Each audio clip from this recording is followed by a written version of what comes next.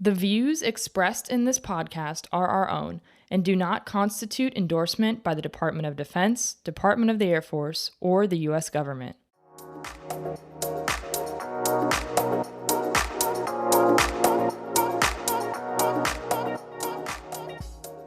Bring us her triumphs, her challenges, her legacy. Bring us women. A podcast brought to you by Isabella Horning and Allie Clark.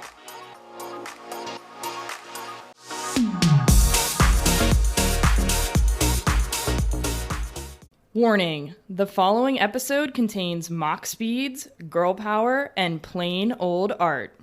Bring us Women's Squad. Buckle up for Melaine, Halo, Valentin, USAFA Class of 2016, T-38 FAIP, F-16 pilot, artist, and entrepreneur. Melaine, we're so happy that you could join us this morning on the Bring Us Women podcast. Thank you for being here. Yeah, guys, I'm so excited. Thank you for having me. I've been looking forward to this for like a month. Well, we're so excited, and we kind of just want to jump into getting to know you and kind of understanding what drew you to the Air Force Academy in the first place. Yeah, I actually had a pretty, I would say, unconventional path to USAFA and then kind of to pilot. I wanted to be an artist my entire life. My parents, my mom specifically, said that I've been drawing since I could hold a pencil. And so in high school, I didn't really have people are like, I want to be a doctor, I want to be a vet. They have like very specific goals. I didn't really have that. Obviously, being an artist is like my hobby and passion. And I would say that, but my dad's friend whom he worked with, her son was an academy guy. And she was like, have you ever heard of the Air Force Academy? And my dad was like, that's it, you're going. Like, that's your path in life. And he took me to the Nixon Library, which was like the Academy open house night, like what the Academy is. And there was a bunch of people, Academy grads, and then Air Force officers. And there was also like West Point grads and like Marines there. And there was a chick who was a C-17 captain who like gave her little speech. And it was so cool for me because that was the first time I'd ever seen a female pilot. And I am sure that I'd probably like seen in passing, like in the news, but that was the first time I was like, wow, like she's a chick, she's a pilot, she is in the military, like that is a path that I can take. And my dad was so incredibly sold. He is my biggest fan to this day. And he was like, you're going to be a pilot, you're going to be a badass, it's going to be so cool. And so that like kind of started my journey to the academy. And he and my mom both were amazing, like helping me with all the applications. Cause like, as you know, like absolutely daunting. You have to get your congressional nomination or a senatorial nomination. You have to do all this paperwork, like all these interviews, all this interview prep. And so they really helped guide me through that because college was really, really important to them because they knew like a college education was a ticket to like opening up doors in your life. And so that was the path that got me to the academy. I had lots of regrets. You were like, I want to go back. I changed my mind. Like, what have I gotten myself into? Like, I remember on the footprints, where you're off the bus, they've been screaming at you. You're sweaty, you're in this stupid white shirt with your little lanyard. And they were like, greet me, I think is what they were saying. Or they were asking to say all the ranks. And they were like, I'm like, we got second lieutenant. And I was like, what's a second lieutenant? I didn't even like fundamentally know anything about the military, which is a funny memory now because like we all become like second lieutenants and first lieutenants and captains. Yeah. And I had like no basis. But yeah, so I never grew up wanting to be an academy or an Air Force pilot. I just kind of like, I feel like I very much fell into that and was pushed there by my parents. But again, I'm forever grateful for that, but just a little bit of a different path. No, that's cool. I love how we all come to the academy in different ways. Some of us, it was with a little extra push, but now we look back and we kind of thank those people. Definitely. Well, once you were at the academy, do you have any favorite memories you like to share? I obviously the academy, as you like well remember, it's like a bit of a blur. Like there's lots of highs, lots of lows. I remember the things that stick with me are like the running to your class on like the 7th floor when you were just in the basement in chemistry, like that, like chaos. So obviously lots of good memories. I think my biggest, I was a history major and a French minor. I loved the history department. I initially processed as an aero major, as we all do. As we all do. And then I took like, again, as we all are, like chemistry, physics, calc 1, what is it, the initial engineering class we do, and I was like, Yeah. I can't do this. I'm not smart enough for this. And so I've always loved history, so I moved to the history department. And so my junior to senior summer, I did a CSERP, so a cadet summer research program at Warner Robins Air Force Base. And from there, that was the first time I really like traveled by myself, and I like got to like I did all of the airfare. I like did like TTS and like TDYs within TDYs, and like we can talk about that probably later on like my journey to pilot. But like that Yeah. was the first time where I was like, wow, the academy is really affording me opportunities that I had never even begun to dream about, and in so many different ways. So that was probably my most cherished moment. I did a lot of growth in lots of ways on that trip, I guess. Oh, that's awesome because when I worked as a recruiter for my first assignment, and I feel like one of like the main selling points that I'd always try to tell kids is like you are you have no idea the opportunities that you're going to be afforded at the Air Force Academy, because it's like no one goes there thinking that they're going to spend like summers at Air Force bases or Yeah. overseas or doing crazy research for like institutions that you should be like hired with a PhD to be able to do that research. Like it's crazy the opportunities that you get as a cadet. Oh yeah, I totally agree. I like the to this day, I mean, it hasn't even stopped from the academy. Like every time I like crest a new hill and I see like the mountain in front of me, I am like so thankful that like I get to stand on this hill. Like this like little like I never pictured myself on this road or this journey, but the fact that I like lived in Osan, South Korea for 3 years, and I got to go to Malaysia and fly with the Malaysian Air Force. Like little Melaine could have never in her wildest dreams cooked up like the life I get to lead, which is, and the gateway to that is the academy a lot of times. And like, I'm just really thankful. Yeah. I love that. That's awesome. So yeah, so after you had that DTS experience, you're feeling good, you're feeling like you know what's going on, you're like, you know, I could get used to these TDYs and stuff like that. Yeah. Is that when you decided that you're like pilot number one on the dream sheet, I'm doing it? Ironically, so my dad was like pilot, like when I in process the academy, but like along the way at the academy, you get afforded those opportunities to do powered flight and then gliding. So I did gliding my freshman year and I threw up. I can't emphasize this enough. Every single flight. I like couldn't do, did you guys do gliding at the academy? I did, Yeah. but I did the winter program, so I barely got to Oh, fly. But I can okay. live Yeah. vicariously through you right now. Yeah, so I was in the summer, so very hot. Like the whole like box the wash thing that they tell you about, could not do that. So I finished that program and was like, absolutely never will I be a pilot. And then senior year, I was like, maybe I'll try powered flight, see if I was wrong. Or sorry, this was junior year. I did powered flight junior year, and again, I like broke my, or like I threw up my both sorties I had, and then during soccer PE, I broke my wrist. So I like stopped after two flights. I was like, absolutely not, hate flying, makes me nauseous. It's super difficult. I don't think I'm cut out for it. And then I was on that summer CSERP trip. So basically, I was working for the history office at Warner Robins, the Air Force Reserve History Office, doing research with them, which was Mhm. super cool to go through the archives and read all that stuff. And one of the trips was to go to the Pentagon to work with their history office. And so I like got myself to the Pentagon, very proud through DTS and the airlines, and like taking the subway for the first time. And I was in a meeting with this old like full bird colonel who was prior enlisted army turned A-10 guy. I do not remember his name. I can vividly remember his face. And he was like asking me, he was like, what do you want to do, cadet? And I was like, I don't know, like maybe finance, like being a pilot looks hard. I like didn't think I had it in me. And he, like, no joke, looked at me and he was like, are you fucking kidding me? Grow some goddamn balls. Anything worth doing in life is hard. Like that exact quote. And it was so profound for me because I was like, I guess you're right. Like, I'll do it. So I got back from my CSERP. I like frantically submit my application for rated. I didn't have a TBAS score. I didn't have an AFOQT score. I had to take them in like the week I got back. And I got lucky. I got selected for pilot. But yeah, I like almost missed it. Like I was not going to do it. So I owe my entire flying career to that man whom I do not know his name. He may never ever know that, but kind of Yeah. cool. Well, maybe he'll hear our podcast. He'll be an avid Yes. supporter and hear this story.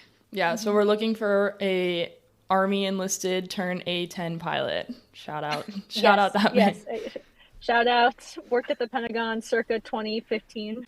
Well, Cool. kind of getting into now that you've submitted for pilot, we know that you went on to be a pilot. Take us back to pilot training at Laughlin. What was the toughest part and what moment made it all worth it? Ooh, the toughest part, I think, of UPT in general, and I was always an air sick kid. So I told you I threw up every sortie in the glider. I threw up a bunch in T6s. The P factor, i.e., like the prop spinning and like that force of the jet, like trying to turn counter to the like it just nauseating to me. But I would say even more so than that, the hardest part was that you're your biggest critic, and I think that's specifically tough for women. We tend to have a lot more imposter syndrome than men, just because we're like mech a little bit differently. And so like I would come back from flights just with like this laundry list of all the things that I knew I had done wrong because we're smart humans and we're like my departure was trash and like my airspeed wasn't good, like all these things and those things. And I've heard other people talk about it this way, that like women sometimes when we do things wrong, we're like, those are the rules by which we like, so I'm expected to do things wrong. Being like excellent is like the exception. And like the dudes would come back to the squadron or the flight room and they'd be like, dudes, I nailed it. Like the flight went great, like no problem.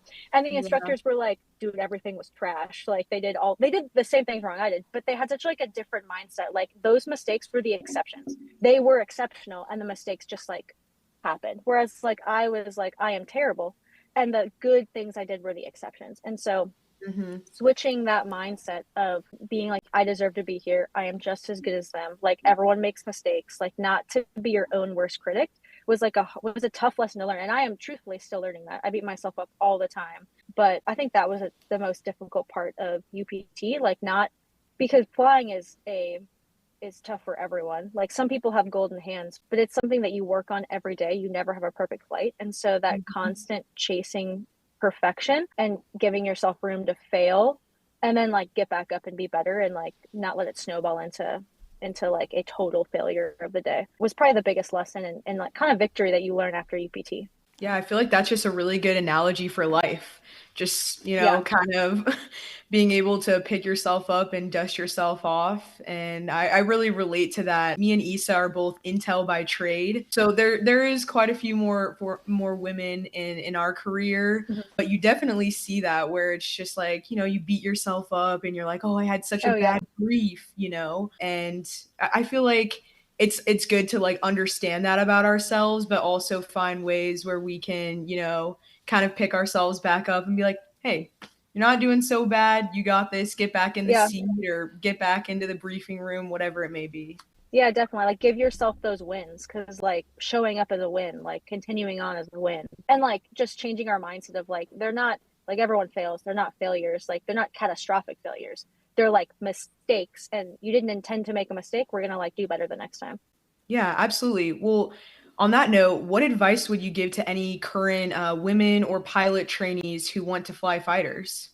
I would say that being a fighter pilot, there's lots of like people's not misconceptions, but like pop culture and media and like maybe other people who are in the community have like lots of ideas about it. And I'd say like the thing that really sticks with me having been in this community now is just like a diligent work ethic to like keep yourself accountable. Like it's like we talk about it a lot in UPT, like it's a big boy program now, i.e. like no one's holding your hand. Like you have to be in control of how how much knowledge you like want to learn, like how like your studying habits, like all of those things. And so my biggest advice is like you need to be humble about how do I best describe it? Like humble, credible, approachable is what the weapons school says.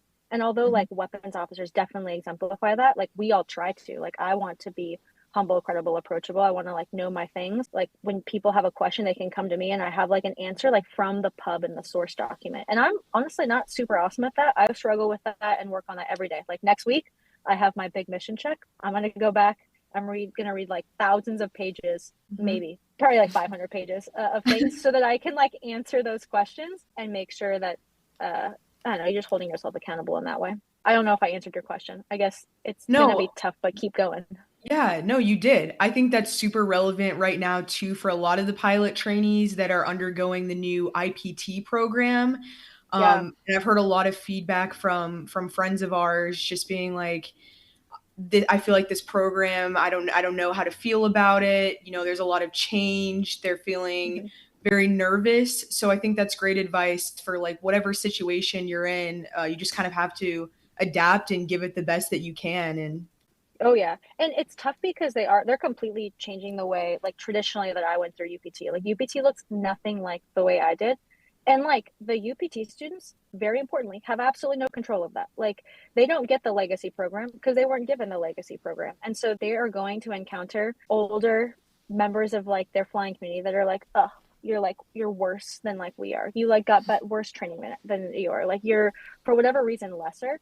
And like that is not their fault. And one, they're not lesser, but like that stigma of like, oh, like this is different and scary. Like humans don't like change. The Air Force hates change. The military really likes to do things the way we've done it. And so true. I would say like the advice I have is just to like, again, like be your best, put the work in. And if you fail, you fail, but it's not your fault that the Air Force is changing the way we do things. And we have to change. We have to like be willing to change and be more dynamic because like we can't do the thing we did 50 years ago. It's not going to work in our modern. And we like have to adapt. 100%. Die, I guess.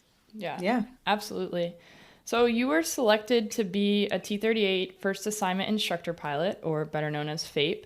What was it like to go straight from being a student to then an instructor? I would say it was really tough. That was the pilot instructor training. PIT is what we call it up at Randolph, was the most difficult training I ever did. And it was tough like twofold. One, because as a student, you are brand new. I had 75 hours in the T-38. And then my day one at Pitt, they were like, you're an instructor now. Like, you need to instruct to an instructor level, which I totally understand why they say that. That's almost impossible, right? Like, I have no instructor ability because I've never been an instructor before. So it's really like straight into the fire of like because I am the only person standing between that student and death in the T-38, quite literally, because it is a tough plane to fly. And so you do have to be like, there is a lot resting on your shoulders as a new FAPE, because I have to make sure that I and my student are safe and come home. And I thought about that for my entirety of Pitt. And I wasn't like a super strong swimmer by any means. I think I ended number 3 in my UPT class. So I was super lucky because I wanted a fighter. There were only 2 fighters available. I got FAPE, so I got a second chance at being a fighter pilot, which I'm forever grateful for. But yeah, there was a lot of like, I don't know why you're here. You're not going to make it through the program. Like, good luck. And me being very self-conscious of like all of the mistakes I made, it was tough to kind of stay fenced in and be like, no, I am going to study. I am going to make it through. Like, just take one day at a time, like eat the elephant one bite, like whatever idiom you like want to compare it to. But I'd say it was tough. But at the end of that, I had a lot of confidence that like, I'm going to go back to Laughlin and I'm going to be able to keep my students and me safe, like every flight, which was cool. Yeah. What do you think was like the biggest leadership lesson you learned from teaching others how to fly and, not only knowing how to fly for yourself and study, but also to help others do that as well? I'd say the biggest lesson I learned as being a FAPE is that people learn differently. Like, there are a million ways that people learn. And a good instructor doesn't instruct the way they want to instruct. They instruct the way their student needs to learn. Like, it's critical that like you listen to the feedback they need, the tone of voice they need. Like, they need you to be like, shut up and don't do that. Or they need you to be like, hey, I think like we should think about this differently. Like, people are different. So that was like a huge lesson, and not God's gift to instructing by any means, but like I learned a lot from my students, like how to be a better instructor, and kind of building on that. Like, just because like I had a lot of shit instructors, because there's like a mix, right? And so I learned a lot via like, just because people were mean to me in UPT doesn't mean I treat my students that way. Like, I can stop that. Like, I can treat all of my students the way I wish people, like gently corralling them towards a better decision, or like saying, like pimping them is what we call it. Like, when they're flying and they're doing something wrong, I say like, why don't we think about this in a more gentle way instead of being like, you idiot. Yeah. And That's so funny. yeah. So it's like parenting styles, but for the plane. It's like the gentle parenting style, or like the hands-on. Yeah, like how much rope you give them before they hang themselves, like that idiom. So yeah, I learned, and there's like lots of FAPEs who were like mean to their students, quite mean. And then like what was cool is when you go to the CAF, the Combat Air Force, and really anywhere as a FAPE, like the people whom I taught to fly the T-38 were teaching me B course, or they were teaching me like in my first fighter squadron. And so like, kind of the idea that like the reputation you make kind of stays with you. Like, throughout your Air Force career. And so if you're mean to them, they're going to remember that and be like, oh, she was terrible to me. Or they're going to be like, wow, Melaine really helped me. Like, that's cool. Guys, she's cool. Like, and so the reputation you build there, it's unique because you become the student again. It like kind of all comes back around. So it's fun to watch, like, like the circle of life. Yeah, that's kind of crazy. I didn't even think about how the students that you would be putting through as an instructor would then make it to whatever base like you're going to go to before you even get there, which is kind of crazy. So you got to act a certain way. So that you can't act a fool. It was cool when I got to Osan. The student who he's a 35 guy now. We're like super good friends, but the student who I gave his dollar ride to, so the first ride in the 38, he had just finished the FLUG, and which is the flight lead upgrade at Osan in the F-16, and I had just finished my mission qualification training. We call it MQT. So like now I'm like a combat mission ready aviator. I got to fly on his wing, like his first time as like a flight lead. So it was a big full circle moment. Like I taught him, and now he is like teaching me, which is kind of cool. That's awesome. That's super cool. Well, we do know that you're F-16 pilot, but based on what I've heard is you got motion sickness in the glider, got motion sickness in the T6. Yeah. I'm also someone who got motion sickness in those things at the academy, so I was like, pilot, not for me at all. I'd rather stay 2 feet planted on the ground. So to me, choosing the F-16 seems like a crazy choice following those. So can you talk a little bit about why you chose the F-16? Yeah, so a little bit of kind of stubbornness on my part. I was in T6s and I was still pretty airsick. I didn't super like flying because no one likes to do things when they don't feel good. So I was like, I don't know, not having like an amazing time. My instructors were great. My class was great, but like meh. So in my opinion, and I think this is true for lots of things in life, sometimes it's more difficult to quit than it is to keep going. Because like my dad and my mom and like every person they have ever spoken to in their lives at that point knew that I was going to be a pilot in the U.S. Air Force. I was like, I cannot not do this thing. It was way more of a challenge to like quit and do something else than it would just to be like keep going. And so I thought, no joke, I picked the T-38 track, so the fighter track, because I thought if I hate doing something, at least I'm cool. Like, at least it's cool, right? Like, that's like, which is an insane thing to think. But also, I was like 22 at the time, so I guess that checks. So I picked T-38s. I graduated as a FAIP, and then once I got into the 38, I only was airsick for like 1 or 2 sorties, and then I was fine. The reason being is like the prop and the T6 makes a lot of people nauseous. The 38's a lot faster. It's like more streamlined, so like there's less of the left and right motion to the jet. And I think from there to F-16, like I've never been motion sick in the F-16. So I really do think it ended up working out. That was a gamble though. It might not have. Well, that's huge. Nice. Well, I know that we would usually do this over beers, but given that it's 7 a.m. our time, maybe we'll just settle for some coffee. And ask you the story behind your call sign and where it came from as you were that F-16 pilot. Yeah, so originally when I was in T-38s, my call sign was Siren. And then when you go to a different community, like FAIP call signs just kind of, they just go away and we never talk about them again. I went to B course. You get like almost like a practice call sign in B course. They like show you the ropes. You go to a like event and then they name you something. They call you that through B course. And then when you go to your first fighter squadron, again, that's kind of washed away.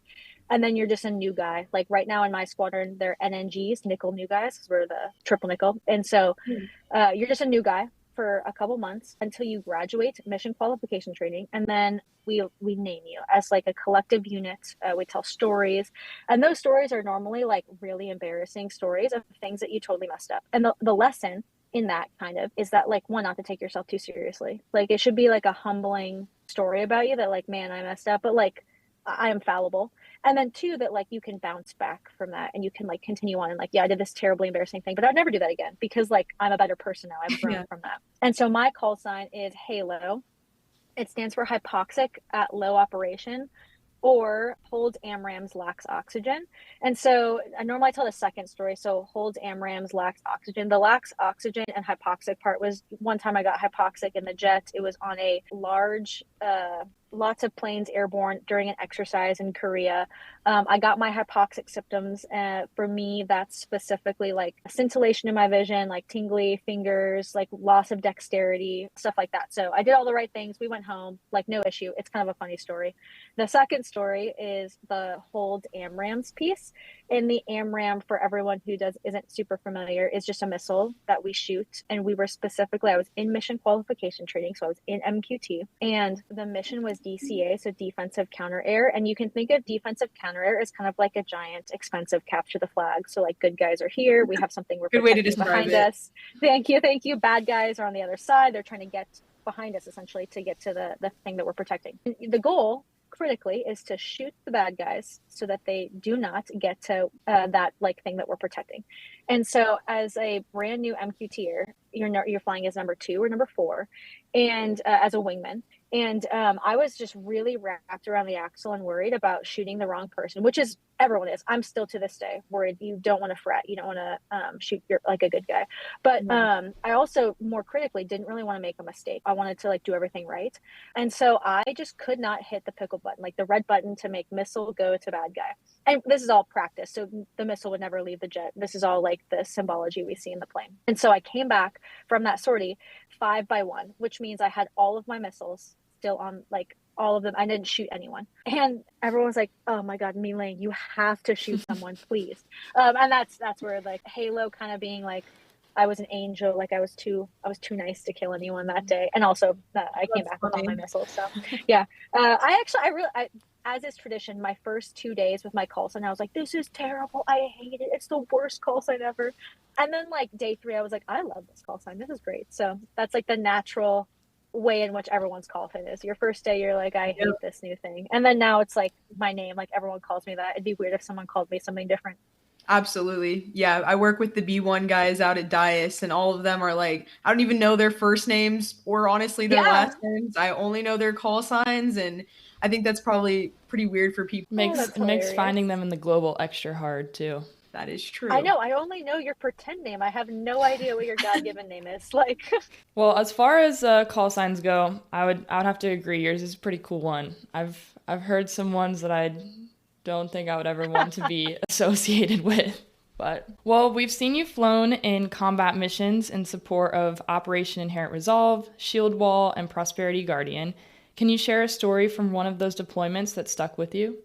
This was my most recent deployment. So this was the first time I deployed. I deployed with the Nickel out of Aviano, and I don't really have like I flew 20 combat sorties in support of all of those different missions. So a lot less than like not most, but some people don't get to deploy. So I'm super fortunate that I got to, but not like a whole lot, 20 missions. And I'd say the thing that really stuck with me, I had no employments. I dropped 2x GBU-12, so laser guided bombs with some JTACs during a training mission to rehack everyone's currency, which was super cool. But so no other like employments during that deployment. And the thing that I think really stuck with me is the gravity that each combat sortie brings. And like, yes, we're like taking off, we're like rejoining with our tanker, we're doing lots of things that are like not necessarily easy, but like we're just kind of stepping through the process. But like we're going up to do that in support of like people on the ground potentially, and we're on call in case anyone needs us, and we're like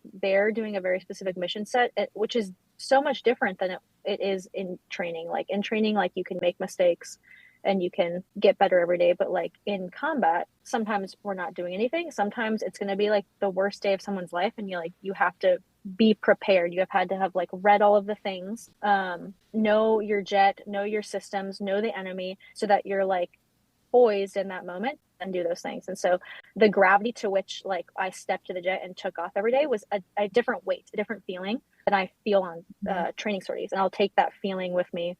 We're deploying again in the future, so I definitely will take that feeling and that weight with me again. And like every time like I step to the jet, like I have to be ready. Kind of cheesy, but like to answer the nation's call, like to do the thing that they pay me to do, and like save the people who need to be saved if like they ask me. So kind of cool. It was very sobering. Yeah, I'm sure, because I feel like, I mean, it's like you practice 1,000 hours to play that one game that matters the most, and you don't know when that game is going to happen. Yeah, that's a great way to put it. Like 100%. As not a pilot person and someone who has never deployed, I feel like that's an easy way to look at it. Yeah, so kind of as a part of those combat missions and just in general, you're one of 103 female fighter pilots in the entire Air Force.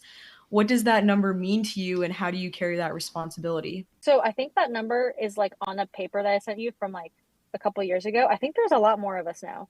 Maybe I'd it's have to like updated. go. I'd have Yeah. to like go into like the Air Force something something and like pull the number. But the point is like that number's grown a lot, which is amazing. Like when I first got into the community, I think I knew not personally, but definitely by name, like every female fighter pilot. We're like a really tight knit community. And not only that, any chick fighter pilot that has like ever been, like I generally know all their names and call signs. But Hmm. now like people will talk about a chick fighter pilot in like XYZ base, and I'm like, oh, I don't know that person, which is amazing. I love that. We're like Yeah. growing to a point where like I don't maybe know everyone, which I think is so cool. But like, what I guess like really what the question is like such a small number relatively, like what that number means. And I think for me and probably for most of us, like it just means that like my actions have like a lot more. Like I carry the mantle of like all the other women. I need to make sure that like I do all the things right. Like I need to make sure that I rise to the occasion, and I can't make like dumb mistakes. I have to be like on my game. I have to know my stuff because what my actions like represent the rest of us. And I think every female fighter pilot kind of takes that with them and in pursuit of excellence to just to make sure that we're making everyone proud and we like have that mantle. I don't know if that makes sense, but it's cool to watch as our community grows. Like our patch in my squadron, so the weapons officer, she's a chick, one of my really good friends.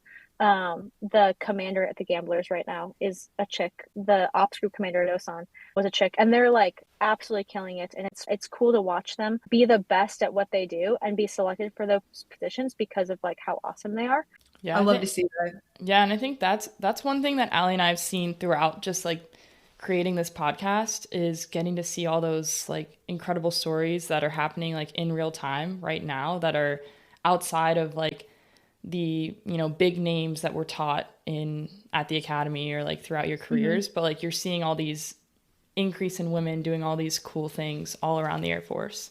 Yeah, 100%. It's really cool to watch essentially like history in the making. Like I hope one day that like Colonel Getke, our group commander, who's fantastic, call sign Taboo, like maybe one day like we'll talk about her like we talk about Boyd, or we'll talk about like or like Mitchell or like the greats because all of them have the potential. So it's cool to watch that history in the making. Yeah, that's Yeah. awesome. So, kind of along those same lines, how does being a female pilot shape your leadership style or the way that you're perceived? I don't necessarily know if it shapes the way I'm perceived by others. I do think it definitely shapes the way that I'm perceived myself, and like kind of along the same way of like I carried the like weight of like all the other chicks that fly and do this job, and I need to make sure like I execute in accordance with like how they would. Like I need to bring myself up to their level and make them proud and make sure that I'm like making a good name for us. And I do think that like me personally, my leadership is more tied to like me as a human, and I'm like I tend to be like softer and kinder, and like I just do things differently. I think more so because of me, not necessarily because me being a chick, because there's like all sorts of like different leadership styles in that way. Yeah, absolutely. As a second lieutenant, I'm kind of stepping into my leadership style, and I have like 10 airmen right now. And kind of, I think that's the biggest piece of advice is stepping into your own leadership style, figuring out, what works for you and how you lead as an on the individual level. And then, you can kind of grow into those bigger command positions. Yeah, definitely. And I think that it's cool, like, so leadership via, like, in a fighter squadron and, like, in a pilot squadron in general, like, flight command or whatever, looks a little bit different than it does in the rest of the Air Force. And I think it looks a little bit different because I am not leading 50 airmen or, like, young enlisted members. I'm essentially leading a group of my peers who are my friends outside of work, who are my peers in the squadron, who are maybe my flight leads or my wingmen during my, like, my missions. And so it's less of like I'm like less commanding them as more I am being a leader to them in like a group where there's a lot of A type personalities and who lots of like Yes. not competing interests, but like wanting their voice to be heard. And so leadership, I think, in a fighter squadron looks a lot more like taking care of people and shepherding all of those A-type personalities towards one line of effort, one way in which we all need to make the squadron better along the line, or that line of effort that like the commander has given us, right? So the boss is like, I want us to do XYZ. And then as a flight commander in that squadron, I am just guiding my peers via leadership, because we're all leaders in the Air Force, right? I'm leading them and taking care of them and allowing them to make sure that they don't really burn out. They don't work too hard, or like they align their efforts with the boss so that like we are a more functioning unit, which I think is a really interesting and unique leadership problem, to lead your peers in that way. But it's been cool to watch, or cool to explore that space. I'm a flight commander right now, and so I definitely make mistakes, but I'm like trying to do exactly that. Yeah, no, that's so cool. So, well, as a flight commander, you're responsible for obviously both the people and the mission. How do you balance that mission and like the mentorship slash, kind of leading peers? Yeah, I think it definitely has to go on a case by case basis, and really, as I'm like growing in my leadership, it definitely is. I would link it to more shepherding people. Like, we are all leaders, everyone leads in their own way. And so, as a leader and a flight commander in the squadron, it is like asking your peers to do things in a way that resonates with them, and or like they accept that feedback, because feedback is tough to receive sometimes. And in the plane, I think fighter pilots are really, really good at accepting feedback. That's our whole job, because we make hundreds of mistakes every sortie. We go back to the debrief. We literally write on the board, like, these are all the mistakes we made. Number two, you did this. Number four, like, right, and we like kind of Mhm. whittle them down. But it's much more difficult, and we take that feedback and we are better next time, because that's our job. But when we move that to like the leadership roles and our personal side, we take feedback a little bit worse, because I think everyone's trying their best. And so if I give you feedback about how you didn't do this thing right, then like you're like, well, I was trying my best. Like, I don't want to disappoint you. And so giving them feedback, not even negative feedback, just like, hey, like, next time, can you like do XYZ this way? I'd really appreciate, thanks so much, is like a way of like leading via like peer-to-peer leadership that I just think is unique and tough to do sometimes. Yeah, I think peer-to-peer leadership is extremely hard because you're like all in the same playing field. You're in the exact same place doing the exact same thing a lot of times, and it almost feels like more of an attack when you give feedback in that sense, because it's like you're coming after like your friend or your peer rather than like someone who is naturally in a subordinate position to you or whatnot. Yeah, 100%. Well, kind of moving outside of the cockpit, we saw you held roles like Chief of Inspections and Exercises and Ops Group XO. How have these non-flying roles shaped your growth? I would say that specifically with the non-flying jobs, I tend to look at it more as kind of like a bloom where you're planted sort of thing. Because no one wants to fly less and work at the desk more. That's like, obviously we're pilots, we like love flying. But I think there's really something to be said about really digging in and like doing the thing you're asked, and essentially like taking that opportunity to grow different parts of your like leadership or your skill set or your knowledge base that you wouldn't have previously done.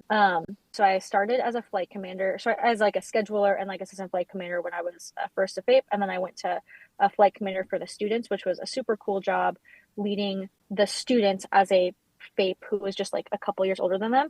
And then from there, I went straight to executive officer, just because FAIPs have like a weirder timeline or whatever. And I got to see how the Air Force worked in like a much bigger sense than I had just like being in the squadron and being a FAIP. So it was cool to be able to really dig in and learn those lessons and like see how the rest of the Air Force works. And I think that if I would have been like, oh, I just don't want to do this, I want to fly, like not really pour myself into it, I think I wouldn't have got any of those lessons out of it. I think I probably would have been worse off. So that is what those jobs has really taught me. Like being the chief of inspections and exercises was a job that didn't exist when I showed up. There was like a role that kind of needed to be filled, and like a lot of things in the squadron that needed to kind of come together in that shop. And so they kind of gave me that job and were like, make it what you want. And I definitely could have been kind of pissy about it and like not done anything. But I personally, like, my personal, I guess, philosophy is, again, I've said it like 3 times, but like to dig in and just do the thing and get better. And my goal always, whenever I get into a job, is just to leave the place better than I found it. Whether that be in my flying job, in like the office, like cleaning up the office or throwing away trash, or like making the space we work in better, or like the paperwork easier, or like laying the groundwork for like processes that need to be changed, to just like not walk past problems. Because we walk past problems a lot in the Air Force, not because we're bad people, but because it takes a lot of effort to change bureaucracy, and for like a lot of good reasons too, but like it takes a lot of effort to change the way we do things, or to Yep. make processes better. And sometimes it's like way simpler just to be like, I can't deal with this, I'll let the next person do it. But I personally try to not be that person. Like, I am the best, most capable person suited to do this right now. I'm going to attack this. And sometimes that means I try for 3 months and I fail, and then the next person does have to do that. But sometimes it's like big wins. And so I think that is the biggest lesson I learned from specifically the chief of inspections and exercises, and then like some of the jobs that I didn't necessarily pick or want to do, but that made me better because I learned those valuable lessons. Yeah, I feel like the last like 20 seconds of what you said needs to be like said louder for the people in the back. I might get it tattooed on me. I don't know. Like, Yeah, that's how I'm good right it there was. with you. Well, Okay. yeah. Well, you can design the art. That's actually perfect. Perfect. Okay. Yeah. Well, I guess kind of moving into art. Good transition there. I really want to talk about kind of like your business, Plain Old Art. Yep. How did this creative outlet kind of begin for you? And honestly, how do you balance all of that with such a demanding career? Like I said, I think at the very beginning, like I have been drawing since I could hold a pencil. Like I have always loved it. It's always been my outlet. Me and my best friend Heather Graham from like kindergarten, no joke. I still talk to her, love her to death. We would like draw in class and like pass papers back and forth since like as early as I can remember. So that has always been an outlet for me. And I think the idiom of like, if you do something you love, you never work a day in your life is like completely true. And I love flying. I'm so proud of the work I've done in that community, and like doing something that I didn't think I'd be good at, and then like trying to excel at it every day is a different type of rewarding than I can ever really put into words. But I'm also like at like the flip side of the coin, I am like so incredibly proud of the idea that I took just this hobby that I love so much, that I've made it into this thing where I can like pour my passion into every day. And so really, like I will come home from like a really long day at the office doing mission planning or flying or whatever, and it is kind of an outlet and a release to just like to do art and to draw and to pour like myself into my work in like a different way, which is something that I didn't ever envision when I started drawing. I really started plain old art. Well, I started drawing like caricatures as a dollar ride gift for my T6, the T6 IP who gave me my first flight, and Yeah. then who soloed me out. And then people were like, oh my gosh, these are great. We like, can you make me one? And they used to take me hours, like 16, 20 hours to draw them. And Wow. I would do them for free. And then over time, I got better at them. I started charging like a little bit of money for them. And then like that just kind of morphed into doing more caricatures, charging more, like making an Instagram, making like getting an LLC, making a website. And so I definitely didn't anticipate it. I just kind of like felt, or I just, every time I turned a corner, I found something like new and fun to do with artwork. Like it was a new challenge to make an LLC. And then it was like a new challenge and fun to make the website and like design the website and buy new pens and like make different caricatures. And so it's been a very creative outlet because I just kind of let it go where it wants to go, if that makes sense. No idea where it's headed, but I think I'll just keep doing whatever makes me happy, I guess, like with it and we'll see where it goes from there. Are there any dream projects or big goals that you have for your art? I guess going off of kind of what I just said, like I could have never anticipated Planet Art being what it is today. So I'm already like over the moon thrilled with like every time I get a new commission. I'm like, oh my gosh, like someone else wants my artwork. It's like the coolest thing ever as an artist. Because like lots of people do art and they art just like they do it for fun, or it stays in their house, or like no one sees it, but like people see my artwork, they wear my artwork. It is like the coolest thing ever. I like pinch myself every time I think about it. Like I'm forever like amazed. I think like most recently the something super cool that happened was that the Fly Like a Girl patch went to space with the Polaris program, or Polaris Dawn mission, which was like the coolest thing ever to see the Fly Like a Girl image, like the patch, like with the Earth in the background. And so I think like it would be really cool to get a Fly Like a Girl like space version with some sort of astronaut helmet. Yes. And then even more so maybe make like it would be so cool to work with NASA on like an actual mission patch.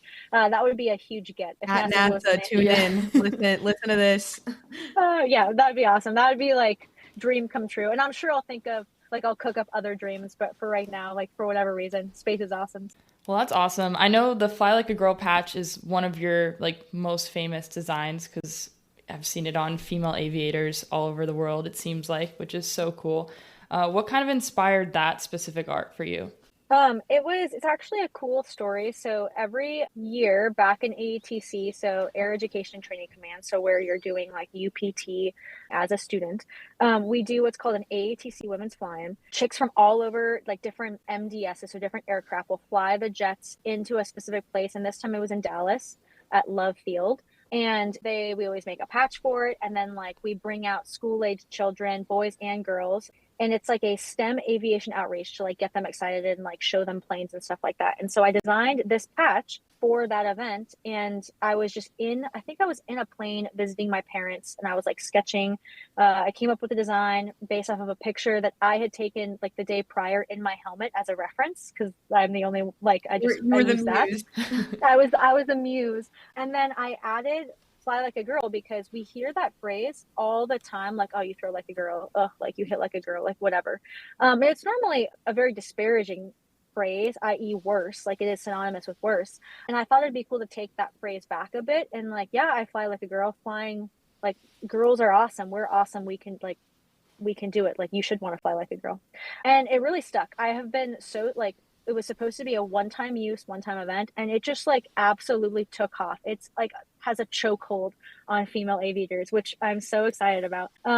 After that event, everyone wanted more, and so we made like a bunch of reorders, and then we started expanding. By we, I mean I, but like expanding to incorporate all the different ethnicities and like the different female aviators that fly jets. We have an African American, a Asian, white, Hispanic, and I would love to expand them even more. I'm obviously a little bit busy, to like helicopters and like we talked about like NASA and like all of those other things. But that's kind of been the journey. Every time I get a little bit more free time, I'm now doing stuff with the pink jet. So for breast cancer awareness, there's like a pink version, which is super cool. So I really hope that it keeps expanding and growing. And I think the reason why I'm so passionate about it is because it's really tough to dream to be something that you don't know exists, right? And so personally, like I had never seen a pilot, like a female pilot, before that moment at like the Nixon Library. And I'm definitely not saying like no one told me like, Melaine, you can't be a pilot.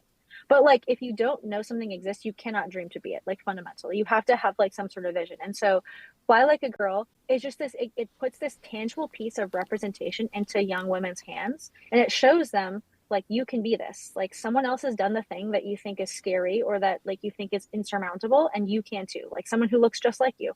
And so it's important to me to like have that piece of representation. So like it just, I think it's inspiring to lots of people. Yeah, I love that. I'm seeing a lot of parallels between the Fly Like a Girl, Bring Us Women, taking it back, making it our own. Yeah. And we've kind of tried to do that with our cover art too. And, exactly, like if you don't know something exists, you can't dream to be it. And It was actually like one of the sweetest moments of us doing this podcast so far. But a female airman that I was working with, and she came up to me and kind of was like, if I had heard your podcast earlier on, I probably would have joined, the military sooner. She's like, I just didn't know that there were awesome other women like me out there that were pursuing this career and getting the job done. So I definitely love the parallels there and honestly, the impact that we're having. Oh yeah, I love it. I think that the more people who hear this podcast and who can see themselves in all of the women that you interview, and you too, obviously, that like, I think it's really inspiring, and hopefully it like ups our numbers. Yeah, absolutely. Well, kind of one last thing in this area that I know that you've really been working on that's super impressive is you helping design the T7A Red Hawk paint scheme, which for our listeners, the T7A will be a new advanced jet trainer. What was that like contributing to something so iconic in the future of Air Force training? It was surreal a little bit. I got the text. I was in the car with my husband, then boyfriend, and I got a message on Instagram from General Wills, who is the 19th Air Force commander. And he was like, and I had met him flying at Randolph and at Laughlin, so I knew him a little bit. He knew I did artwork, and he was like, "Hey, uh, I didn't realize this. I was just in a meeting with Boeing. I can pick the T7 paint scheme. We have 2 weeks. It's crazy that it's my decision. Would you like to, can you help me design something?"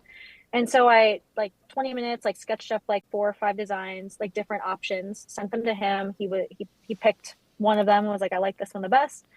I made like a final version and then sent it to him. He put me on this very long email chain. I sent it to a bunch of people, and then I heard nothing about it for 2 years until one day I got an email, same email chain much later. And it was basically that the T7 was getting rolled out and Boeing was painting them with the paint scheme that I had designed, which is absolutely crazy. And I thought back to all the many times I'd been in Air Force museums with like planes, or like even as a FAIP flying the T-38. And I used to think like, I wonder who designed this. Like, who designed, like, why does the T-38 have like the gray paint scheme, whatever? Like, whose decision was it? Was it just some random meeting at corporate at like XYZ office? And it's cool that like when I see the T7, like I like for like the next 60 years, like people, they will not know it's me, but like they'll be looking at the paint scheme that like was on my iPad, which is a surreal moment. So cool. Yeah, talk about the history books. That will literally be in probably museums, and definitely at like the Air and Space Museum in DC. Probably they'll probably have a T7 in like 50, 100 years. I don't know, whenever Yeah, whenever it is. hopefully. But that's so incredible. Well, kind of wrapping this up, we always ask the same question at the very end because it kind of sums up what we're all about as a podcast. But we want to know, what do you want your legacy to be? Cool. I read that on like the questionnaire and I was like, damn, I don't know. I gotta think about this. It's a hard-hitting question. It's a hard-hitting question. I might not even have a good answer. I think that when I was thinking about it, I feel like a little bit young to think about my legacy, right? Like that's a huge like question. But I would say that like now when I look at that, I think that what I would like to be remembered for is just to like leave things like better than you found them, with your job, with your friendships, with like the mission set, like whatever that is, everything you touch, you should try to like bring your best to that, like grow where you're planted, bring your best to that interaction or that job that you're doing, because like really the only thing we take with us is like our friendships and in our legacy. But like I do think it's important having like a good impact on the people around you, like making this place a good place to work, uplifting your friends, like fixing the broke sink, or like putting in the work order for the toilet that hasn't worked for 7 months. Like those things I think As are really facility important. manager, I can relate to that sentiment Thank vividly. you. That's not really like hard hitting like legacy, but that's important to me. And I think that like my answer will probably change every assignment, but that's what I got at the moment. No, I really appreciate that because I think, when we do think about legacy, it has to be this big thing, I'm going to be a world leader. I don't know what it is, but Yeah. I think for that, like it's just making people's everyday lives better, and the reason, like wanting to show up to work. That's a huge thing. Like loving the people that you work with, Yeah. knowing that they have your back and that they're looking out for you and your interests. I think that honestly, as Air Force leaders, like that's our job and what we should all strive to do every day. So I think that is a great legacy, and I would love a leader with those qualities. No, I totally agree. I think that I spend so much of my time conscious at work. Like I spend 12 hours a day at work. I don't even spend that much time at home, right? So I think like showing up to work and being on the team of the people you work with and making their lives better, and like being like the Air Force is a family. Like we talk about that all the time. Like taking care of the people and the family, and like that makes the mission work. The mission is nothing without the people executing the mission. And specifically like in our squadrons, like we are stronger as a warfighting squadron when we are a strong family. And so I'm really passionate about that. I really think that you should like pour into the people you work with, because that's how we're going to get the mission done. Well, man, Yeah. I think on that note, perfect way to end it. So thank you so much for coming on the Bring Us Women podcast. We loved getting to talk to you, learning more about the pilot community, learning more about where your artwork came from and what inspires you every single day. So thank you so much for joining us. We really loved it. Thank you guys. This was wonderful. I had such a good time and you guys are awesome. I cannot wait to see where this podcast goes. I will be listening to absolutely every episode. Well, we appreciate that. Thank you for joining us on the Bring Us Women podcast. I hope you're feeling inspired after our flight with Melaine Valentin.